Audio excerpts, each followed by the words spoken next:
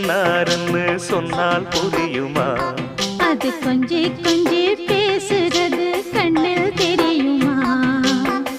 உலகே அழிஞ்சாலும் உன் உருவம் அழியாதே, உயிரே பிரிஞ்சாலும் உறவேதும் பிரியாதே.